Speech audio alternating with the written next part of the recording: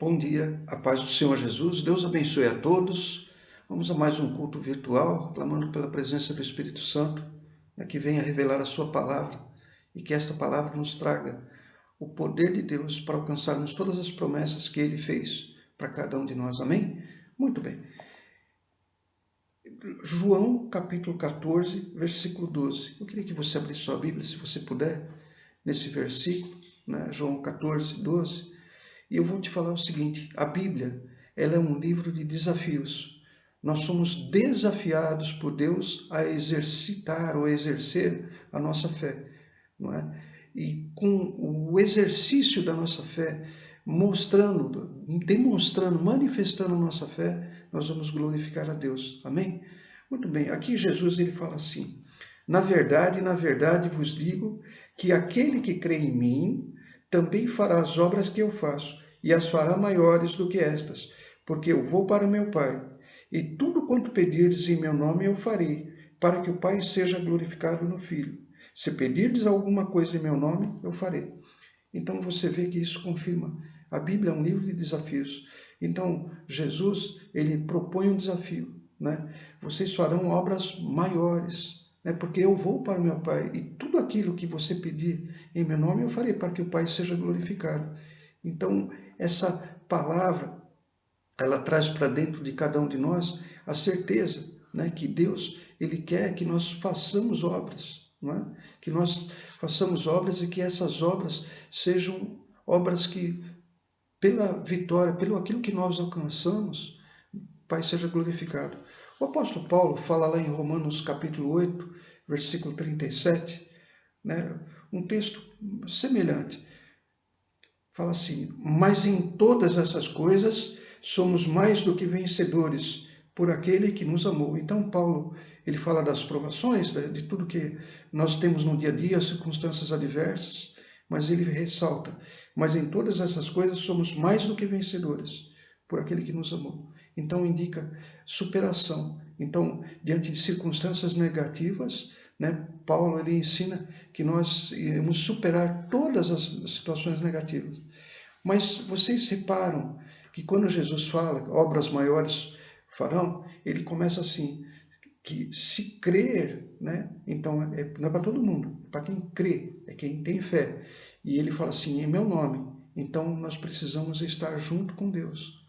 Paulo, quando ele fala aqui, ele fala assim, nós venceremos, olha só, mas em todas essas coisas somos mais do que vencedores por aquele que nos amou. Então, por aquele que nos amou significa que Deus tem que estar presente, não é? As promessas de Deus na nossa vida são promessas que nos levam a conquistar coisas que normalmente nós não acharíamos que seríamos capazes, não é? Existe um texto, que até muitas vezes é mal entendido, que está em Deuteronômio, capítulo 28, no Velho Testamento, versículo 13, que fala assim, e o Senhor te porá por cabeça e não por cauda. Isso significa liderança. Cabeça e não por cauda significa ser um líder. E estarás em cima e não debaixo, quando obedeceres aos mandamentos do Senhor teu Deus, que hoje te ordeno para os guardar e fazer. Essa liderança, ela não significa que você necessariamente vai ser o presidente de uma empresa que você trabalha, porque se tiver 15 cristãos, vão ter 15 presidentes, Não, liderança significa o seguinte, você vai mudar todas as circunstâncias em tua volta. Nada, vai conduzir você vai conduzir.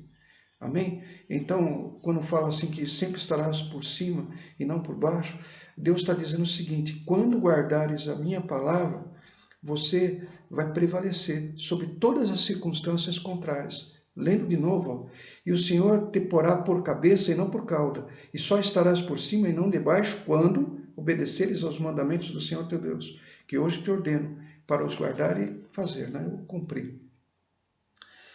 Agora, eu queria também estudar a vida de um homem que eu tenho certeza que quando nós falamos em alcançar sonhos, desejos, conquistas, é óbvio que todos nós vemos as nossas incapacidades, porque nós enxergamos aquilo que muitas vezes as pessoas não conseguem enxergar em nós, que seriam as nossas deficiências, nossas falhas, os nossos medos, nossos anseios, a nossa insegurança. E o que eu vou te falar hoje vai mostrar para você como que Deus enxerga a nossa vida e que quando nós caminhamos com Deus, né, quando nós temos a presença de Deus na nossa vida, nós não dependemos de condições favoráveis. Nós não dependemos de circunstâncias favoráveis. Nós não dependemos de pessoas influentes, de amigos influentes, de governo, de poder, de dinheiro. Nós não dependemos de nada. Deus é mais do que suficiente. Eu vou ler a história de um homem que pode se comparar, né, muitos de nós, em muitos momentos da nossa vida, quando nós não enxergávamos a nós como pessoas capazes de cumprir os desafios da Bíblia. Por exemplo, e estes sinais, né, seguirão aos que crerem, né, em meu nome expulsarão demônios, falarão novas línguas, imporão suas mãos sobre os enfermos, como Jesus falou, faremos obras maiores, né? Então, tudo isso é um desafio. Você e eu, todos nós temos desafios na nossa vida, circunstâncias para serem superadas. E a história de Gideão vai nos mostrar alguns passos que ele deu e que fizeram com que Deus, né, trouxesse o chamado para ele liderar um povo, né? Agora, você vai perceber que ele não era uma pessoa preparada, que era uma pessoa totalmente avessa ao que o mundo escolheria como um líder. Vamos ver a história de Gideão, Juízes, capítulo 6. Você sabe que maldição sem causa não vem, não? A Bíblia fala isso, e aqui fala assim, capítulo 6, versículo 1. Porém, os filhos de Israel fizeram o que parecia mal aos olhos do Senhor, e o Senhor os deu, né? Entregou na mão dos medianitas por 7 anos.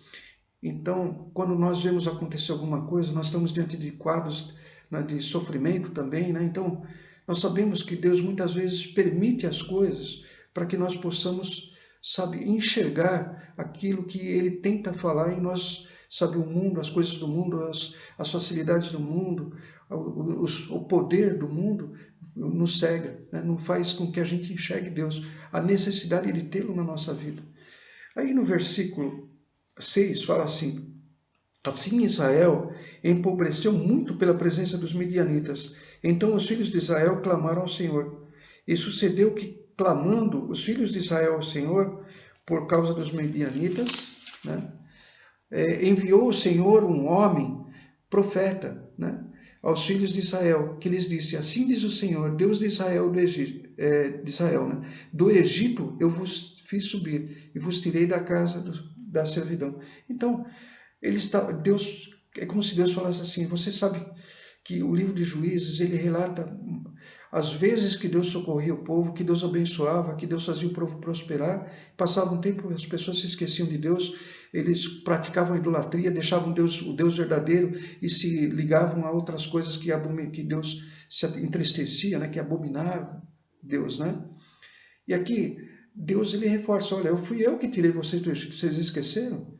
Não é? Vocês estão deixando de ler a Bíblia, vocês estão deixando de orar, vocês estão deixando de jejuar, vocês estão deixando de assistir pregações em que a voz do Espírito Santo vai falar com você, vocês estão deixando de me buscar, não é?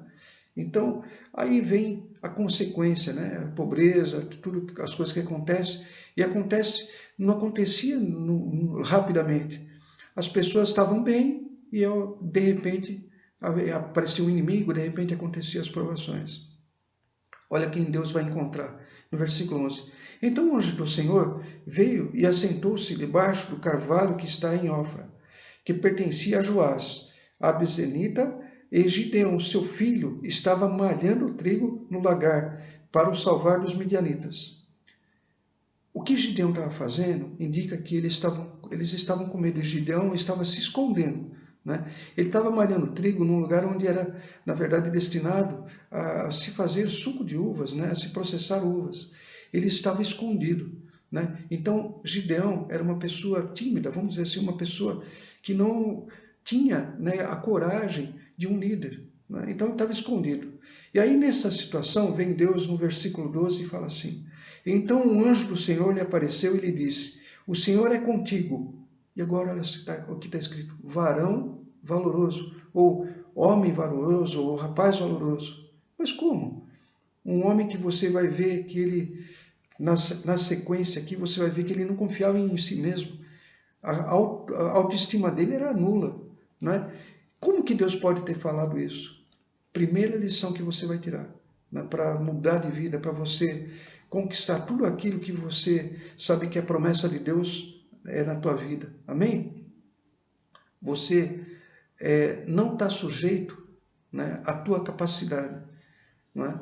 E as circunstâncias contrárias, é a segunda lição, nunca vão te impedir da vitória. Você vai perceber isso agora.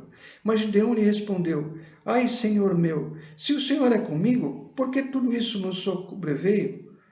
E que é feito de todas as suas maravilhas que nossos pais nos contaram, dizendo: Não nos fez o Senhor subir do Egito? Né? Deus tinha lembrado isso, e ele tinha no coração isso. Então, primeira condição, ele cria em Deus. Ele podia não estar entendendo o que estava acontecendo, como muitos de nós não entendemos as coisas. Mas ele cria em Deus, ele cria no poder de Deus. Lembra, Jesus falou assim: aquele que crê em mim fará obras maiores, aquele que crê. Então, a primeira condição dele, independente dele achar que ele não tinha, sabe, condições de alcançar o que ele precisava, ele cria em Deus. Amém? Aí vem assim, no versículo 14, então o Senhor olhou para ele e disse: Vai nesta tua força e livrarás Israel da mão dos midianitas, porque não te enviei eu? Deus está dizendo assim: você tem um chamado, Gideão. E você, nessa fé que você tem, sabendo quem eu sou, e ainda que você não entenda as circunstâncias, eu quero que você saiba o seguinte: independente da circunstância que nós vivemos hoje, não é, que é a segunda lição, né, que passamos por pandemia, tudo, Deus está perto. Deus está atentando a tudo. Você vê que quando o povo clamou, eles providenciam uma pessoa e ele vem em socorro. Né? Deus sempre está por perto. Aí, olha só no versículo 15.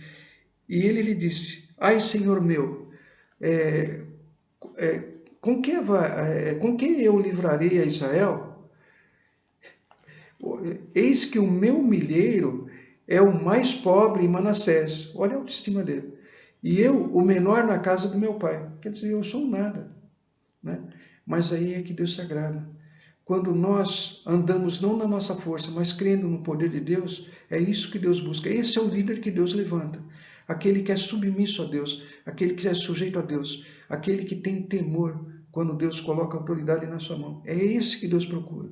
Você vê que Gideão, ele não se julgava mais que ninguém. Aliás, ele se julgava inferior às outras pessoas. Ele era menos, não é? Ele, é como se fala, né? Ele era um Zé Ninguém, né? A expressão, ele era um Zé Ninguém. Um Zé Arruela, né? Como o pessoal brinca falando.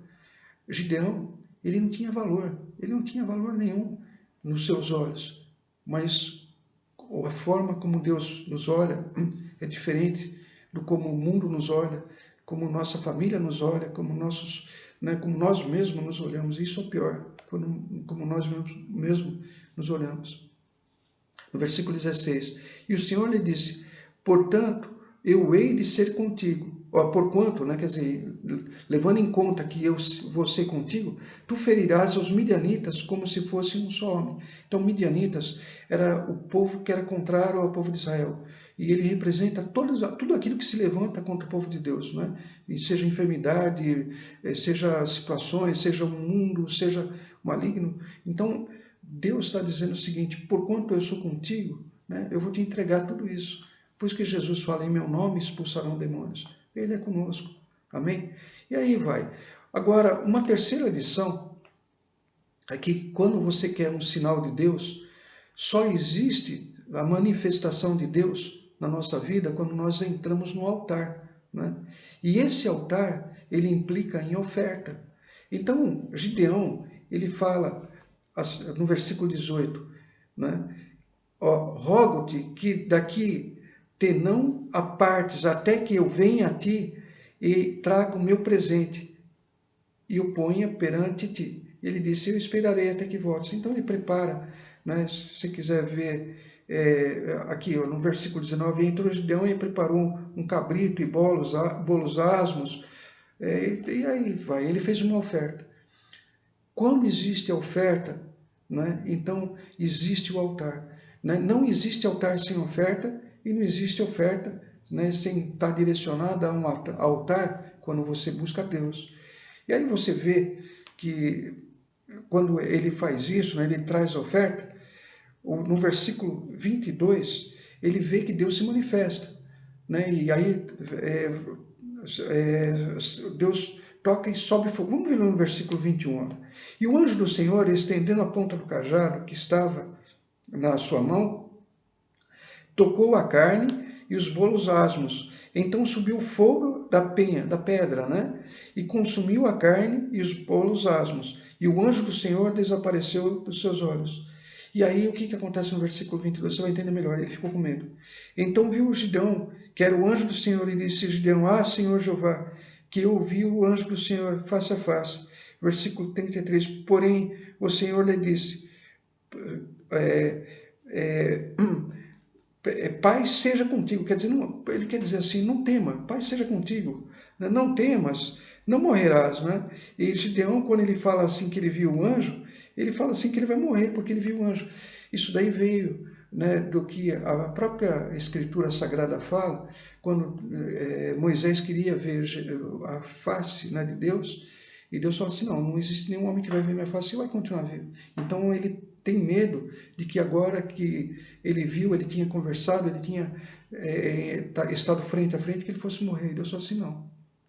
Isso serve para mostrar para nós mais uma lição, que quando nós queremos realmente a presença de Deus na nossa vida, nós temos que fazer oferta, né? E se você assistiu as pregações, se você tem assistido às pregações, você vai lembrar que oferta não significa trazer casas, joias, riquezas, carros, não.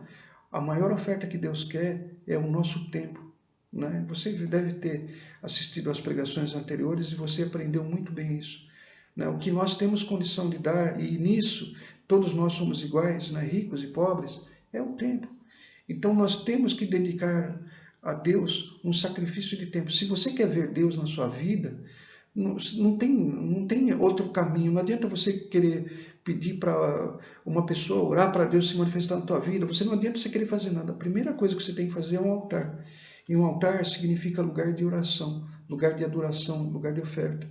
E onde nós levamos o nosso corpo, como disse Paulo, Romanos capítulo 12, né? Tudo coisa que nós já vimos. Se você ler o capítulo 12 de Romanos, você vai ver que Paulo fala para apresentar os nossos corpos como sacrifício vivo. Então, sem altar, não existe a manifestação de Deus. E sem sacrifício não existe altar. Nós estarmos buscando Deus implica em estarmos sacrificando as outras coisas, dando prioridade a Deus. E aí você pode ler isso daqui em casa, né? Mas eu queria te trazer uma outra passagem interessante. É que normalmente você pode ter um altar de Deus, né? Mas você pode ter um altar também do mundo. Então, para que Deus se manifeste, para que Deus te leve para o lugar de cabeça e ponha você acima de tudo, né? E não por cauda, né? E não por baixo, você tem que entender que você precisa tirar da sua vida, nós precisamos tirar da nossa vida todos os altares, todas as adorações, tudo aquilo que nos liga a coisas que não são Deus.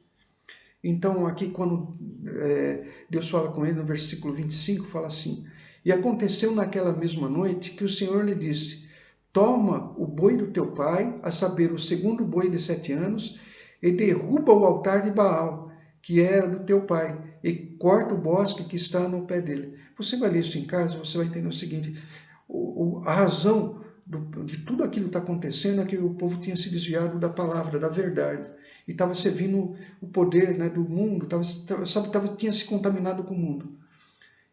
Deus pede para ele derrubar, né, o altar. E aí, uma coisa interessante é que, lógico, né, quando ele faz isso, ele vai ser perseguido pelas pessoas do mundo, pelas pessoas que são pessoas do maligno, querendo destruir a vida dele. E aí o pai dele, né, Joás, né, ele fala assim: olha, se esse altar é de Baal, Baal significa Senhor, mas o Senhor, não o Senhor verdadeiro, mas o Senhor que é engano, né, ou seja, o próprio maligno. Se esse altar, se Baal é um Deus, então ele próprio vai se vingar. Não vou permitir que vocês matem meu filho. E o povo entendeu. Então eles deram o nome dele de Jerubaal também. Jerubaal, que significa aquele que é contra, ou contrário a Baal, né? E assim foi. Para terminar, né, esse é um texto que, lógico, eu peço para você ler, você vai ver a vitória dele, né? Mas um detalhe que chama atenção também. Nós, muitas vezes, quando nós queremos alcançar as coisas, nós achamos que nós não temos condição. Muitas vezes nós recebemos uma notícia ruim, desagradável, nós temos uma limitação, um problema, e nós achamos que nós precisamos ter condições favoráveis para vencer. A nossa única condição favorável é ouvir e obedecer a Deus, como tudo que você está ouvindo, né? Jesus fala isso, Paulo fala isso, né? Moisés escreve lá em Deuteronômio, que nós lemos, nós temos que guardar os mandamentos de Deus, nós temos que andar no caminho de Deus. No versículo 7, quando vai ter a batalha para ele realmente liderar o povo de Deus contra os midianitas, acontece uma coisa interessante, você vai poder ver em casa. No versículo 3, ele reúne 32 mil pessoas, uma quantidade enorme, né, de pessoas para entrar nessa guerra. E aí olha o que Deus fala. Agora, pois, apregou aos ouvidos do povo, dizendo, quem for covarde e medroso, volte e vá-se, né, quer dizer, apressadamente das montanhas de Gileade. Por que Deus fala isso? Ele está falando quem é covarde. E aí olha o que acontece. Então voltaram do povo 22 mil e 10 mil ficaram. Você vê que eles voltaram 22 mil e 10 mil ficaram. Eles estavam em 32 mil. Por que isso? Porque Deus queria mostrar que não era a força de Gideão, a força do braço dele, que ia ter a capacidade de liderança, de liderar o povo, e nem a força e o braço do povo que ia ter capacidade para vencer os seus inimigos, que eram muito mais poderosos. A Bíblia fala, quando você lê em casa, você vai ver que eles viam eles como gafanhotos, uma nuvem, né? Uma quantidade enorme. O segredo é o seguinte, então, no versículo anterior, e disse o Senhor a Gideão, muito é o povo que está contigo, para eu dar os midianitas em sua mão, a fim de que Israel não se glorie contra mim, dizendo, a minha mão me livrou. Importante. Deus ele sempre vai dar poder e autoridade para quem entrega para ele a glória, né? Para quem entende, para quem tem no seu coração a certeza de que tudo que nós alcançamos é por graça e permissão dele. E depois, né, e nos versículos seguintes, ainda ficaram 10 mil, né? 10 mil ficaram no versículo 3. No versículo 4, olha só o que Deus fala. E disse o Senhor a Gideão, ainda muito povo há, faz-os descer as águas e ali os provarei. E ele prova. E aí, quando ele prova, no versículo 6, está escrito assim, e foi o número dos que lamberam, levando a mão na boca, então esse era um sinal, né? 300 homens. Então, quem levava a água na boca quando foram beber água, esses eram os preparados. Então, com 300 homens, Deus faz com que Gideão e esses 300 homens vençam um povo infinitamente mais numeroso. Nós temos circunstâncias que às vezes se levantam na nossa vida, que nós sabemos que nós não temos força, nem condições de superar. Nós não temos condição de vencer. Então, você vai sempre lembrar de que nós temos que seguir esses passos para que Deus caminhe conosco, né? Não adianta a gente falar assim, mas pastor, a gente tem que fazer a nossa parte. Claro que temos que fazer a nossa parte. Deus não vai fazer a nossa parte. Deus mandou ele derrubar o altar de Baal, né? Isso era parte dele. Deus manda ele depois pegar, tomar determinadas atitudes, selecionar povos. Ele pega depois, divide, né, aqueles 300 em 3 grupos. Tudo isso é ele que estava fazendo. Mas se Deus não tivesse com ele, não adiantaria nada. Para encerrar, eu vou te mostrar isso no Salmo 127. Deus, ele só vai nos dar vitória quando nós entendermos que tudo que nós alcançamos é para a honra e glória dele, e tudo vem dele. Salmo 127. Se o Senhor não edificar a casa, em vão trabalham os que edificam. Se o Senhor não guardar a cidade, em vão vigia a sentinela. Inútil vos será levantar de manhã, repousar à tarde, comer o pão de dores, pois assim dá ele aos seus amados o sono. Em algumas versões, enquanto dorme.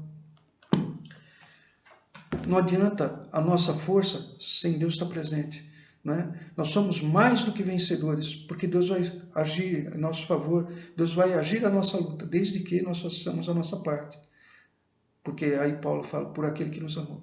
Amém? Eu espero que você tenha entendido essa palavra, né, e que você use os ensinamentos da Bíblia para reconstruir a tua vida e que tua autoestima seja firmada na palavra de Deus, na certeza de que se Deus é por nós, quem será contra nós?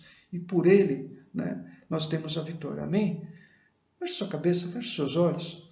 Senhor Deus e Pai, nós queremos te agradecer pela tua palavra. Senhor, onde houver uma vida precisando de um socorro urgente, que agora ela entenda, meu Pai, que o Senhor sabe e acompanha todo o nosso sofrimento. O Senhor sabe tudo que nós passamos, mas nós precisamos clamar a Ti, como fez o povo naquela circunstância em que o Senhor levantou o Gideão para ser o líder da libertação de Israel.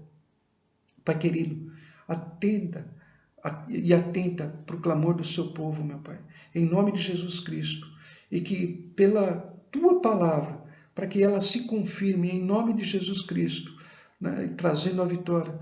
Por tudo isso nós já te damos toda a honra, toda a glória, todo o louvor.